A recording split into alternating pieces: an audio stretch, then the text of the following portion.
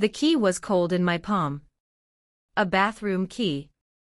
My son-in-law handed it to me like a prison guard issuing rations. Just to keep things structured, Michael said, his voice smooth, mechanical. I stared at the little brass key. Basement. Bathroom. Locked. The first night in their home, a hulking, modern box shoved into a gutted industrial zone, just outside Louisville, reeked of fresh paint and condescension. Somewhere above me, my grandkids were laughing at a cartoon. Down here, the concrete walls of the finished basement sweated with quiet. No one had said good night. I slept on a futon that moaned like an old dog when I turned over. The fridge buzzed louder than my thoughts. I didn't sleep. I counted the cracks in the ceiling until morning light seeped through the narrow glass block near the ceiling, barely a window. I came upstairs at dawn, barefoot. The kitchen was all stainless steel and white stone, like a lab. Patricia stirred soup with her back to me. Michael sat at the table, clicking away at his laptop. I reached for the pantry. Going somewhere? Michael asked without looking up. I paused. Smiled. Just grabbing coffee. He turned his head slowly, eyes cold. We ask first. I waited for a chuckle. There wasn't one. We're teaching the kids about structure, he said. No freeloading. Patricia didn't even turn. Just murmured, he's right, Dad. Then she added, barely above a whisper, you're not a guest. You're a burden. A burden. She said it like a line rehearsed in a bathroom mirror. A word that echoed louder than the fridge. I backed away. No words. Just a nod, as if my body remembered how to survive before my mind caught up. My wife died last winter. Cancer. It spread fast, bone, liver, lungs. Took her in 8 months. I watched her fade, cell by cell, while I pretended I could still fix her tea the way she liked it. Hospice smelled like antiseptic and goodbye. When she was gone, I found myself talking to her slippers. I didn't cry. Not then. I just sat on the edge of the bed until my knees ached. At night I'd stand in the hallway, waiting to hear her voice call from the bathroom. It never did. Friends disappeared like autumn birds. Church sent lasagna, then silence. Patricia called sometimes. Michael didn't. Eventually, she said I should move closer, see the grandkids, get out of the house, stay active. I sold everything. Packed 2 suitcases. Left the house I'd built with my wife's favorite lilacs still blooming out front. I arrived with hope in my throat. Michael stayed on the porch while I hauled my bags in. Patricia offered a quick hug and a strained smile. The grandkids gave me obligatory squeezes, the kind you give to distant relatives at funerals. Michael walked me down to the basement. Said I'd have my own space. That bathroom key. He handed it over before I could even sit down. Days passed. I stayed quiet. Out of their way. They never invited me to dinner. Sometimes Patricia texted to ask if I could pick the kids up or scrub paint off the patio furniture. I always said yes. Michael once told me to move my shoes to my zone. They'd been by the door, neatly paired. Another night Patricia asked if I could muffle my footsteps. I wear socks. They acted like I was a ghost who hadn't realized he'd died. Then came the trip. Myrtle Beach, Michael said. Family time. Just us. I asked if I could come. Offered to pay my way. He chuckled. We need some nuclear family bonding.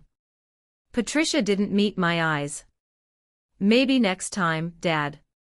They left that Saturday. Michael tossed his sunglasses on, then turned back into the house.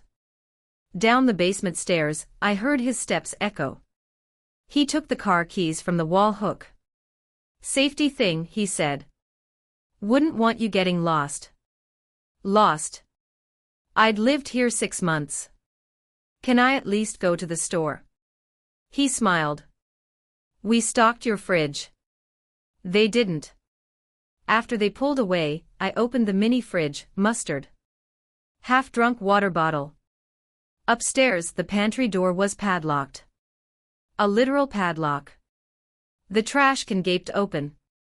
On top, 2 untouched loaves of bread. A whole rotisserie chicken, still in its plastic shell. Thrown away. Hours before leaving. Like I didn't exist. Like I wasn't hungry. Like I wasn't human. The chicken in the trash was still warm. That's what got me. Not the padlock on the pantry. Not the empty fridge or the missing keys. Not even the smirk Michael gave me on his way out the door like I was an old dog they hoped wouldn't scratch the floors. No, what undid me was that damn rotisserie chicken, still sweating in its plastic tomb. Thrown away deliberately. Like it had been executed. I stood over the trash can in their cathedral of a kitchen, that shrine to brushed nickel and curated emptiness, and something in my chest cracked open. Not grief. Rage. I had rocked my daughter through asthma attacks so bad I thought she might die in my arms. I worked double shifts to put her through college. Paid for her wedding with my overtime, and a second mortgage. And here I was now, locked up like a liability. That's when I trespassed. Not into their home, I was already there. I trespassed into the part of myself that remembered how to take action.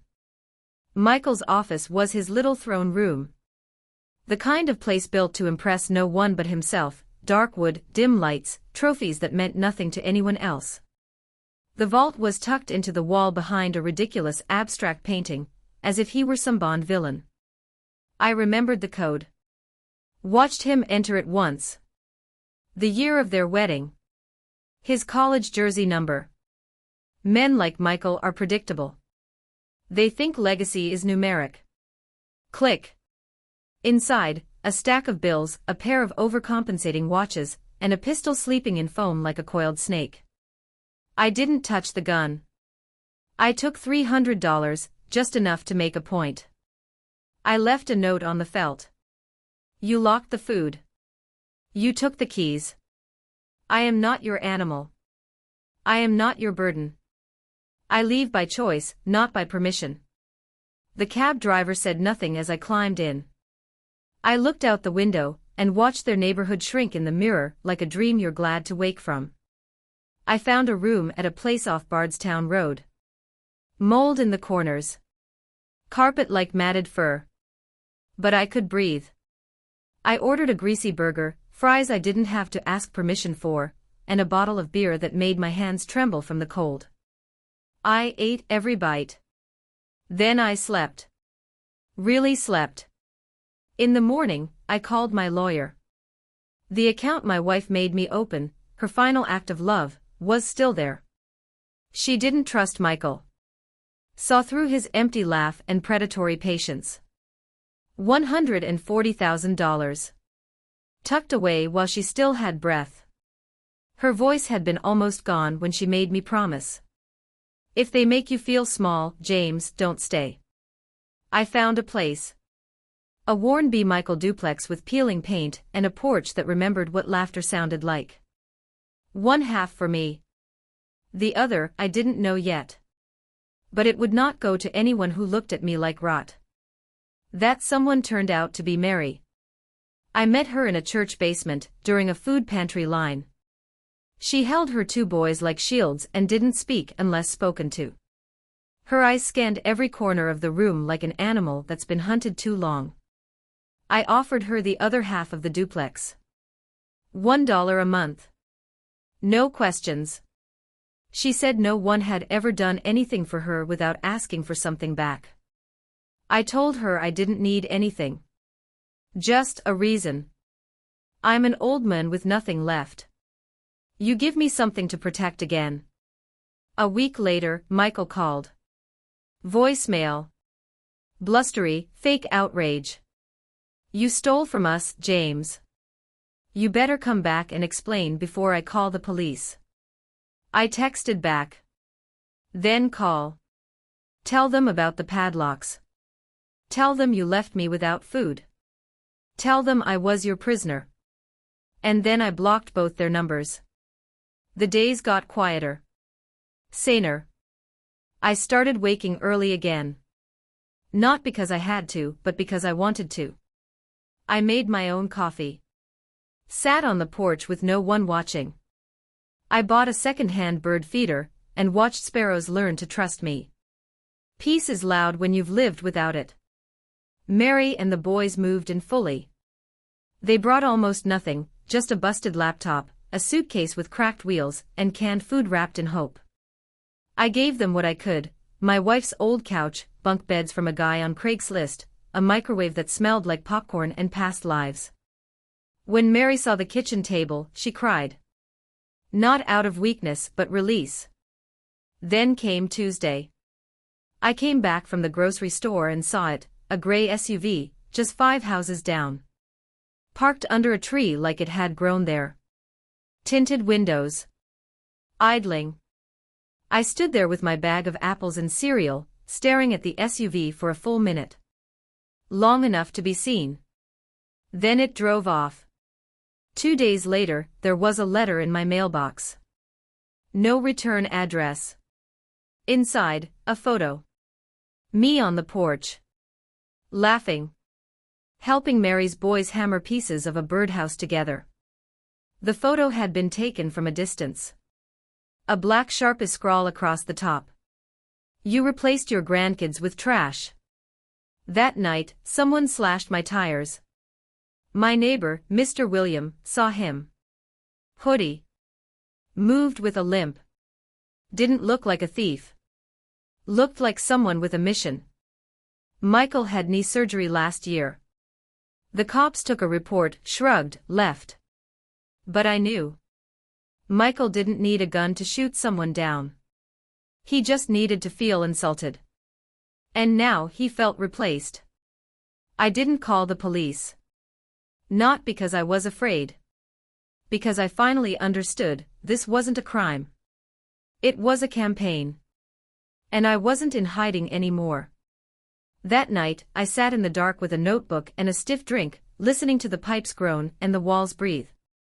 Across the hall, Mary read bedtime stories with a voice that had only just started trusting itself again. I stared at the ceiling and wrote names. Patricia. Michael. The people I thought I'd die protecting.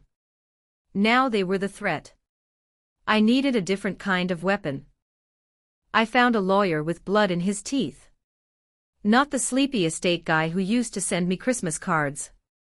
This one was younger, hungry, with eyes that didn't blink enough. I told him everything. The silent cruelty. The padlocks. The fridge stocked with neglect. I showed him the photo. The slash marks. The voicemail. He didn't ask why I hadn't fought back sooner. He already knew the answer. We're not just rewriting your will, he said. We're building you a firewall. And that's exactly what we did.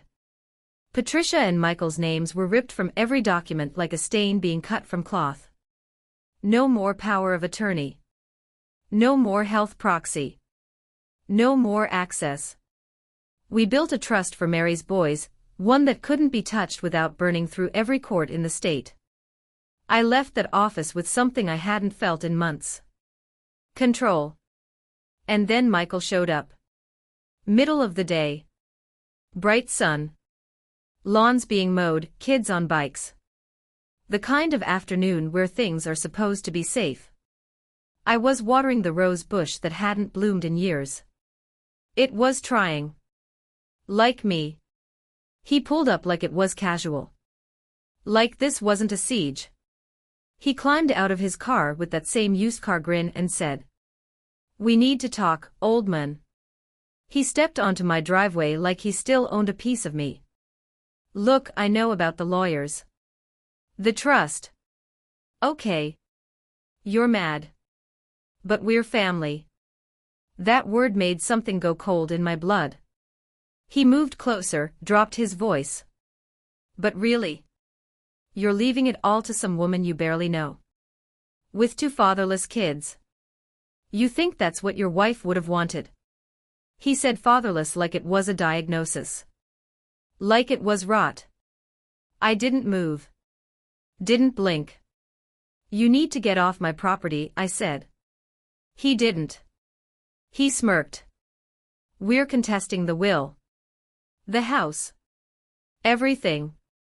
You've got a documented history of depression. You cut yourself off. You're clearly being manipulated. That's a narrative a judge loves. He turned, walked back to his car with the same calm as someone mailing a letter. Like it was already done. I locked the front door behind me like I was sealing a tomb. Then I called my lawyer. He didn't ask questions. He just said, start logging everything. Every visit. Every word. Every shadow. That night, I turned the duplex into a fortress. Cameras at every angle. Cloud backups. Registered. Time-stamped. A logbook by the door. A new deadbolt. A side gate sensor. I watched Mary's boys sleep through the living room window and realized I wasn't just protecting myself anymore. I told her what happened. She didn't cry. She didn't tremble. She just said, we'll stay inside after dark. She said we were already a family. 3 days later Patricia came. No warning. No knock. Just the screech of the side gate, and her voice like glass shattering across the porch. Dad. Come outside. I need to talk to you. Mary called me immediately. I stepped outside and saw Patricia standing there, hair undone, eyes red, folder in hand like a weapon she wasn't sure how to use. For half a second, I thought it might be an apology. Some last flicker of the girl who once called me her hero. It wasn't. She shoved the folder into my chest. This is a petition for guardianship. You've isolated yourself. You're letting strangers control your life. We're not going to let you throw everything away. Strangers. That's what she called the people who fed me when she didn't. I opened the folder. Read the words. Mentally unfit. Vulnerable. Being exploited. Mary was called a predatory influence. I looked at my daughter. Do you really believe I'm not in my right mind? I asked. Or is this just about the money? She didn't answer. She turned away. Walked down the steps. Got into her SUV and drove off like she was escaping a fire she started. I stood there for a long time, folder hanging from my hand like a weight. They wanted control of my mind. My body. My story. I showed Mary the paperwork. Her fingers trembled, but her voice didn't. They'll come for you too, I said. They've already started. She looked at me, steady as stone. They can call me whatever they want. I've been called worse. But they don't get to take you. The day after the restraining order was filed, the sun came up the same. That was the strange part, how normal the light felt when everything else was curdling beneath it. My lawyer, Robert, that was his name, like he'd chosen it himself, warned me with the calm of someone who's seen a lot of lives collapse in courtrooms. They'll escalate. Desperate people always do. You don't need to fight fair, but you do need to fight smart. He was right. I just didn't know how far down they'd go. They came in khakis and fake concern. Child Protective Services. 2 agents. Clipboard smiles. They asked Mary to step aside. Asked the boys if they had enough to eat. Asked if the man next door, the unrelated elder, had ever touched them. Touched. That word. It hung in the air like rot in old wallpaper. They looked in the pantry. Checked the mattress. Asked me if I was on any mood-altering medications. Mary didn't speak the whole time. She just held onto the kitchen counter like it might float if the house started sinking. After they left, she sat down on the floor and finally said, They're not coming for your money anymore. They're coming for your dignity. 2 days later, the file was closed. No action. No warning signs. But the boys didn't sleep right for a week. Mary started leaving lights on in every room. And something in me, a final vertebra, maybe, locked into place. No more reacting. Now I moved first. We stopped calling it research. That sounded academic. This was excavation. We cracked open Michael's past like a jaw. And it was full of broken teeth. The consulting business he ran was paper-thin, registered under a shared office address with 6 other shell companies and 0 staff. It was a front. Robert found civil complaints buried in county records like landmines. Fraud. Misrepresentation. Digital theft. Unlicensed contracts. We pulled financials. Their home was leveraged to the bone. Michael had borrowed against it 3 times. Patricia co-signed on the last one. They were 6 months from losing the roof they used to look down on me. Now it made sense. This wasn't family. This was predation in a sweater vest. Then one morning, the porch gave me a gift. A bird. Neck twisted, wings half-folded. Blood on the wood grain. A kind of calling card for people who still believe in fear. The cameras caught it, 3:03 a.m. A man in a hoodie. Limping. We sent the footage to the cops. This time, they didn't shrug. They paid Michael a visit. He didn't answer the door, but I knew. I knew. Because the next few days were silent. Too silent. That wasn't retreat. That was reloading. Then came the letter. Not a knock. Not a voicemail. A petition, folded and clean like an execution warrant. Patricia was going for conservatorship. Full control. Said I was mentally unfit. Said I was gifting large amounts to a stranger, Mary, who had no familial ties and a history of instability. Claimed I was suicidal. Brought in an old email I wrote months after my wife died. Some mornings I wish I didn't wake up. It would be easier. I remembered writing that. Remembered meaning it. Back then, the silence in the house was a scream I couldn't answer. But now. Now it was proof. Exhibit A in their campaign to rewrite me into a confused, broken man who needed saving, from the very people who left me to starve. Mary read the documents and went silent. She looked at me with the eyes of someone who's lived through too many houses burning down. I don't want to be the reason you lose everything. I told her the truth. You're the reason I still have anything left. What she didn't know was I'd been preparing for this moment for months. It started with a folder. Every voicemail. Every photograph. The tire slashing. The porch bird. The camera footage. Even the padlock on the pantry door. Robert compiled it into a black binder titled Pretext. But that wasn't my only move. I'd hired someone. A man who used to trace bank fraud in Atlantic City. No badge. Just eyes like cold coffee and a voice that made people open doors. He followed paper trails. What he found? Michael had opened a credit card in my name. Used my social. Set up a P.O. box.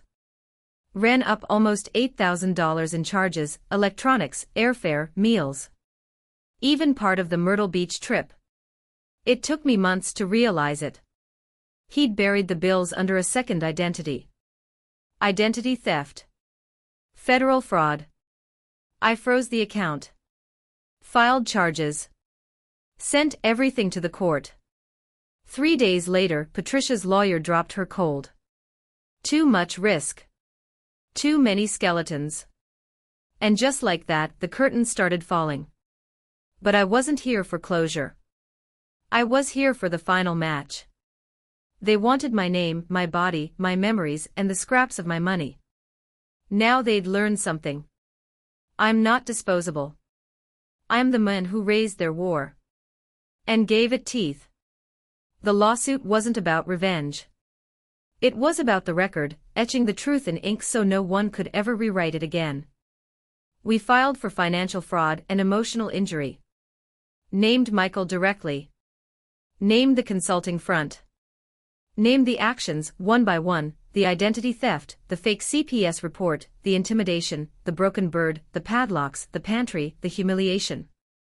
I watched my lawyer build the case like a house made of every wound I hadn't spoken out loud until now. Mary gave her testimony.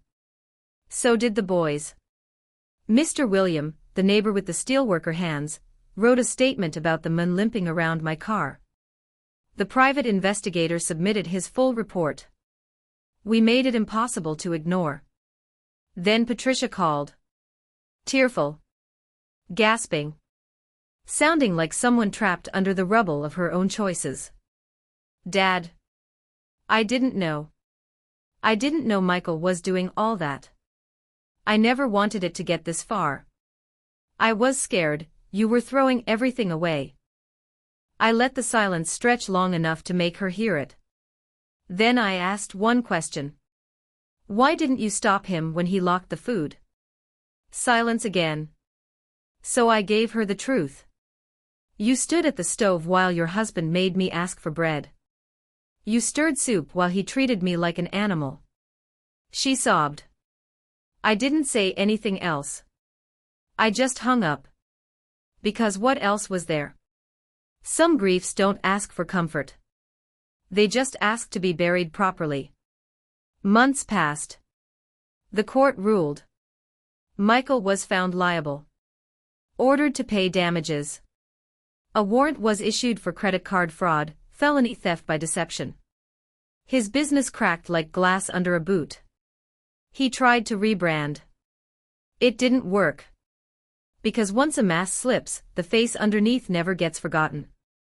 6 months later, I got a letter in Patricia's handwriting. She was filing for divorce. No apology. Just regret and legal updates. A paragraph about finding clarity and starting over. I folded the letter in half and slid it into the fireplace. Not in anger. Just to let it burn. I left Louisville quietly. No party. No goodbye dinner. Just one more morning on the porch. I handed Mary a folder. Inside, the deed. It's yours now, I said. She didn't say anything. Just dropped to the floor and cried like something old had finally left her body. Her boys hugged me so tight it felt like time rewound a little. I told them to look after their mother. To remember what it meant to be gentle and fierce at the same time. Then I got in the car and drove away for the last time. Now I live in a town with no name on most maps. Just a weathered sign nailed to a pine post. I bought a little house with chipped paint and a porch swing that creaks like an old man clearing his throat. There's a garden out back, half wildflowers, half weeds. I don't mind. I joined the local VFW. Made friends at the diner. Started walking dogs from the shelter on weekends. I sleep with the windows open again. Sometimes I still miss her, not the woman Patricia became, but the girl who used to sit beside me on the porch, legs dangling, asking, Dad, do birds ever get tired of flying? I never answered her then. Now I know. Only when you clip their wings. I've learned something out here, where the noise has finally gone still. Blood doesn't make you family. Respect does. And when you let someone treat you like a burden long enough, you start to shrink into the shape they've made for you. Until the day you remember who you were before they named you unworthy. That day. That's the firebreak. It's not about revenge. It's not about justice. It's about never, ever shrinking again. They tried to bury me in their silence. I built a home from the sound of my own voice, rising back. And I will never be a burden to anyone again.